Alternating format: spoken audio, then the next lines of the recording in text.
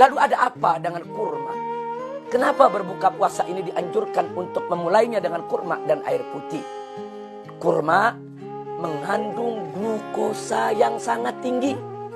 Sementara lambung kita setelah seharian berpuasa tidak mendapatkan suplai makanan maupun minuman, itu terjadi pengerutan. Bahkan jalan-jalan darah kita mulai tidak lancar. Nah, ketika itu, manakala perut itu ingin kembali dinormalkan, ketika perut itu ingin disuplai makan makanan yang berat, maka lambung tadi tidak boleh dikagetkan dengan makanan yang berat. Untuk itu dirangsang terlebih dahulu. Bagaimana cara merangsangnya? Dengan memakan kurma. Karena glukosa yang dikandung kurma itu akan merangsang lambung untuk kembali normal agar siap untuk mencerna makanan. Bukan di situ saja, didorong dengan air putih. Ada apa dengan air putih? Air putih untuk mempercepat sirkulasi daripada glukosa tersebut di dalam tubuh dan di dalam darah. Sehingga darah yang semula yaitu mulai tidak lancar karena seharian kita tidak makan, tidak minum, segera mendapatkan suplai glukosa.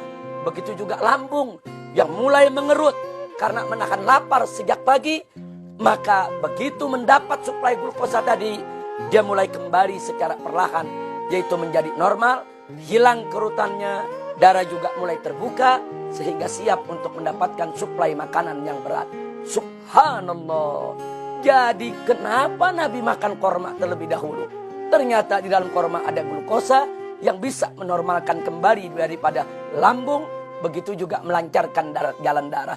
Kenapa harus didorong dengan air putih? Untuk mempercepat sirkulasi, yaitu glukosa tadi di dalam tubuh maupun di dalam darah seseorang. Lalu kenapa setelah itu Nabi tidak langsung memakan makanan yang berat?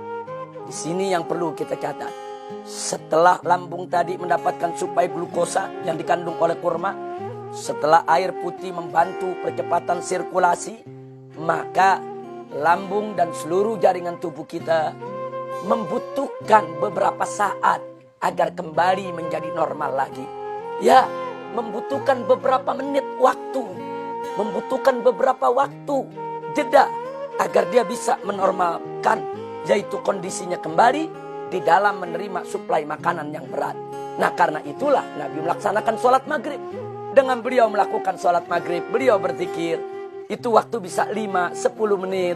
Nah, itu bisa digunakan untuk melaksanakan sholat dengan zikirnya. Dalam waktu 10 menit, maka sirkulasi yang terjadi di dalam tubuh, glukos yang disuplai oleh korma tadi, itu akan kembali menormalkan jaringan tubuh kita untuk siap menerima suplai makanan berat. Ditambah lagi, sholat itu ada gerakan-gerakan. Ada berdiri, ada ruku, ada i'tidal, ada sujud, ada duduk.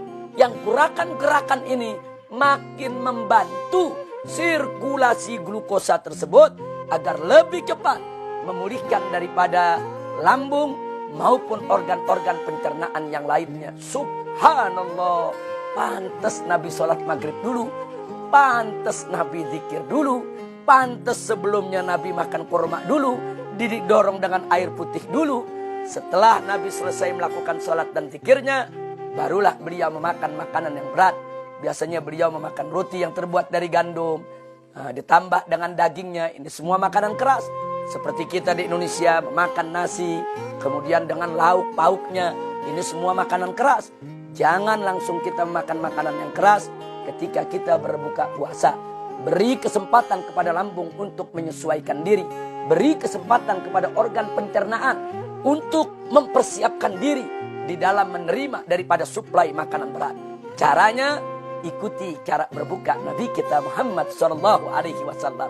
1. Segerakan berbuka. 2. Baca basmalah dan doa. 3. Jangan lupa makan korma dan minum air putihnya. 4. Setelah itu sholat maghrib dan zikirnya. 5. Barulah memakan makanan yang berat.